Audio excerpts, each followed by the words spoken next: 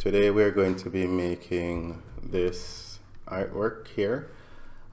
It's a 3D text effect in Illustrator, and I'm going to show you how I did it. So first, let's get some text on the screen. I'm going to just type out love. This is, which font is this? Let me check. We're using a font called Knick-Knack. And the first thing that we're going to do is to remove the fill from it. Once we remove the fill, we can then go ahead over to appearance and then add a fill to it.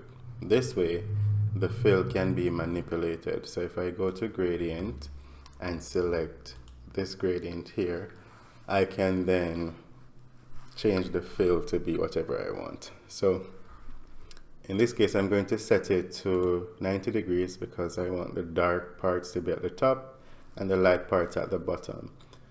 Then I'm going to change the color of this. So let's go to Edit Gradient, select the first one, and with the eyedropper tool, I'm going to choose this color as the top color, and then select the second one, and I'm going to choose this light color here. So now that we have that set, I'm going to go back to appearance, duplicate this fill, and make this one darker. Well, no, let me make it lighter. This one. Now I can go back to the first fill, and I'm going to want to do path, offset path, and let's offset it by -5. And that will bring it in a bit, and then I want to move it down and to the right.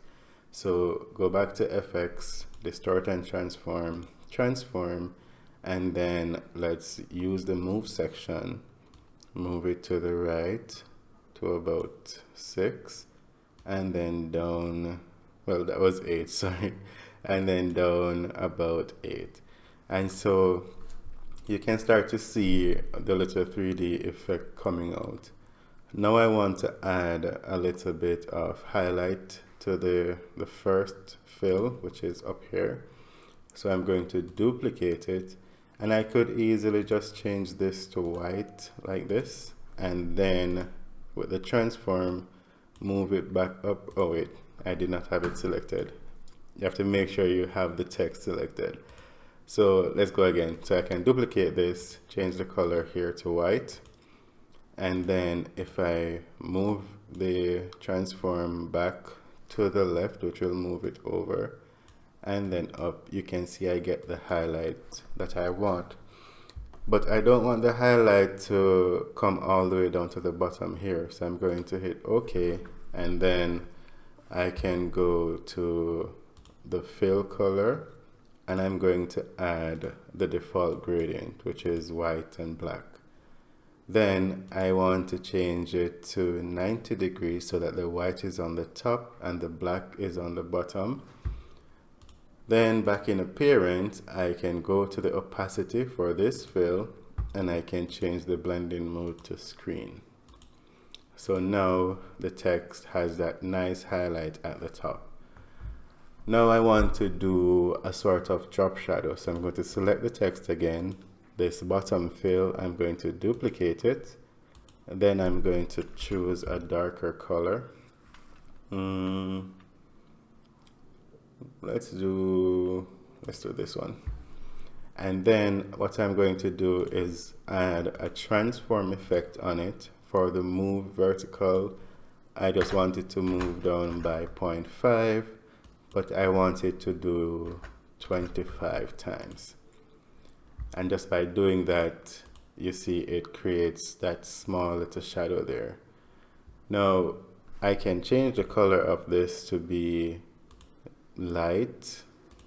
Sorry, I need to select the text again.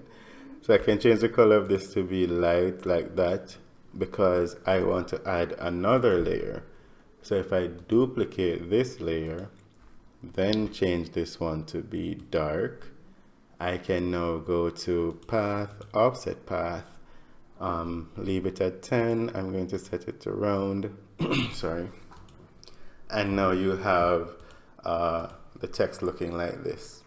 And to make it look like a sticker, I can now go ahead and duplicate this, and for the color here I'm changing it to white, and I'm going to change the offset path to 20.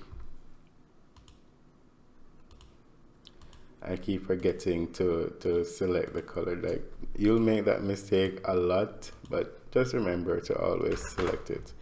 And when I hit OK, you get something like that. Now I can make the offset a bit bigger if I want it to be more like sticker friendly, or look like a sticker. And we can be okay with what we have here.